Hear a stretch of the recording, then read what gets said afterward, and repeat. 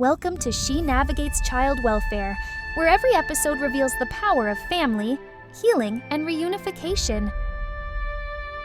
When her SHE Navigators program opened up, I was happy to be here in the house amongst professional women in a professional atmosphere to show me how to be a better mother, how to take the things that I learned and apply them now in my life. And it turned everything around.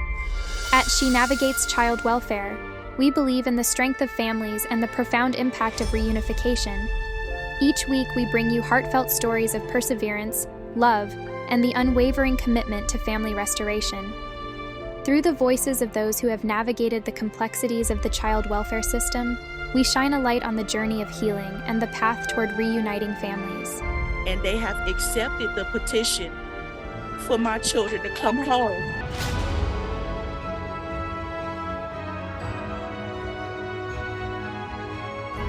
Now, here's your host, LaToya Conway-Hampton. When child welfare showed up at your door, you wasn't sure what was going to happen. Is it founded? Is it substantiated? Or is it unfounded? What does all that mean? I'm so confused. My children they're at risk to be removed. What do I do? My name is LaToya Conway-Hampton, and I've been supporting families for a few decades, navigating through the child welfare system. And today we're going to talk about 3 different stages of when the investigation starts.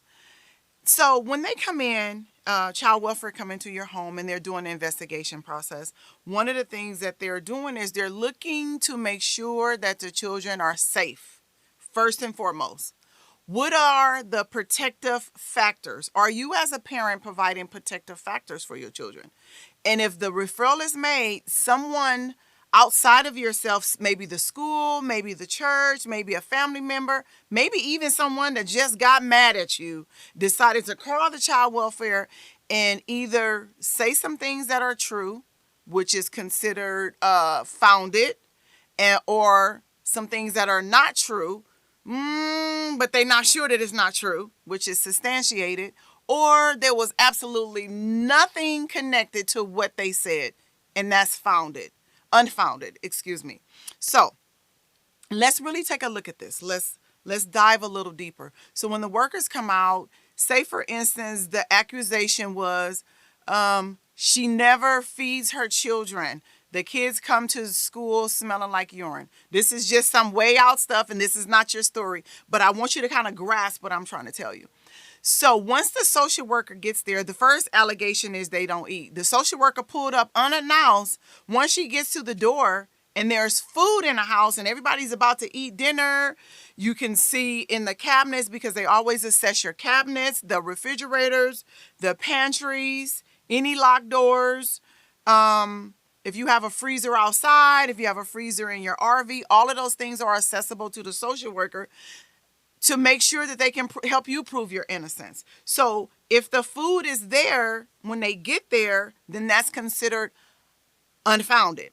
However, they will ask, do you struggle? Are there times in your family where you kind of struggle with maybe resources? And they might give you some listing of food, hot meals, or things of the sort. So that's the access of services when they come out and is unfounded. They're going to help you understand if you have barriers with food. Let us give you some resources. Let me link you to some community services. And the responsibility is yours. So they're not going to say, let me hold your hand and take you to go get you some food. No, they're going to say, here's the list of stuff. When you need it, reach out. Because remember, you're the parent. I hear so many parents that I've serviced to say, they're not doing their job. The job that they need to do is to keep the kids safe. The rest of it is your job. It's your responsibility as a parent to make sure they're making their appointments, they're in school, that you're practicing the protective factors, that you're respecting what the laws are in regards to parenting your children, okay? So that is unfounded. They went to the house, food was there. They gave you access just in case the food was low, because we all know sometimes food run out before the month due, okay? The second one I want to cover is substantiated, which means Something could be going on, but I don't have enough proof to say that this is what's exactly going on. So it's not unfounded and it's not founded, but something is going on. And a lot of times when there is something going on in the home, it could be they're coming because, remember, the baby smell like urine, there is no food. This is the allegations. This is the report that they received. So then when they come to your house, they want to make sure, how often are you washing the baby's clothes? Do the baby have a problem with urination? When a child has a lot of challenges with urination, the mental thought, first and foremost, and the assessment teaches you to go back and find out, have the child ever stopped wetting the bed? Because if you have a child that stopped wetting the bed and then all of a sudden they're starting to wet the bed, then there can be some type of acute trauma. There can be complex trauma. There can be developmental trauma. So all of these different types of situations could cause this child who was once dry to now begin to soil themselves. It could also be there is violence in the home. There is sexual assault going on in the home. There is just trauma layered on top of trauma, right? So if they come out and everything looks fine and they can't prove that this has happened, then it's substantiated. And definitely founded. Let's talk about founded. So they come to your house and rumor had it there was no food.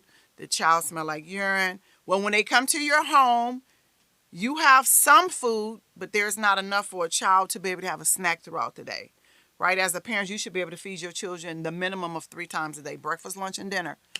And if they're very active, you have to have something in between those times. In our house, we use fruit. We got snacks. So I have a fruit platter, so they can get fruit all day if they choose to. Just whatever is out is available. Apples, oranges, and bananas, it's available to them. So as kids, sometimes they get bored and they want to eat. So we really don't know what the situation is. But as a parent, you need to be aware of how many times these kids are eating. And then when we talk about smelling like urine, now, how often is this kid bathing? If you don't have a routine for children at a certain age, they don't want to take a bath. They don't want to get wet. Now, I have 9 children, and 7 of them that I know for sure went through that phase of not wanting to take a shower. I had systems in place. Get in the shower, get in the shower, get in the shower. And there were a few when they were younger that soiled themselves. So I had to stay on top of them to make sure that they got in the shower or the bath so they don't walk around smelling like urine, right? Those hygienes are really important. And that's one of the first signs to tell when families are not really functioning effectively. There's poor hygienes.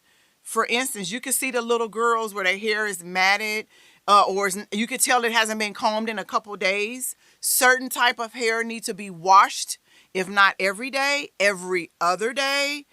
My case, my hair needs to be washed once a week. So there's variables in families and cultures and hairstyles and skin types and those things. And so when the department comes in, they're taking all of that into consideration, right? And so when you think of founded, when they come to your house, did you have whatever that report stated? And in this situation, the kid was urinating on themselves or smelled of urine and they weren't being fed. If they figured out somewhere, somehow that those things were true, it's called founded. At that point, they will support you, right? They'll give you a list of resources. And if it's not so bad, sometimes they can say, let me help you with this and we can work through it. And if they feel like you need a little more support, then they'll do a petition. And especially to file a petition at the court, it's harder to get through the petition than it is to do a voluntary case.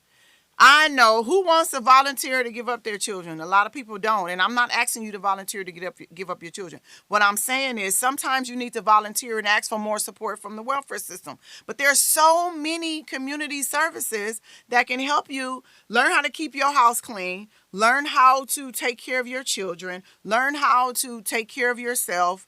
All of those things are very important. So we talked about founded. So the information that was placed in regards to this conversation, The information that was placed in the report was founded because when the social worker got to that house, there was not enough food and the kid's bedroom reeked of urine. That is considered founded because the report said it was this, and when we got to your house, this happened. We saw this. We observed this. Okay, the next one, substantiated. Something is going on. I can't quite prove what it is. I can't say no and I can't say yes. And then the third one is unfounded. Absolutely not. I saw no information connected to that. All of my observation, all of my interviews, all of my assessments did not lead back to that. So those are the three stages that you can be in when a child welfare first come out to your home. So if you need any information or you are struggling with navigating through the child welfare system, please click the link below and reach out to us and find out if you can get a navigator and find out how I can help. My name is Latoya Conway Hampton. Thank you so much for tuning in.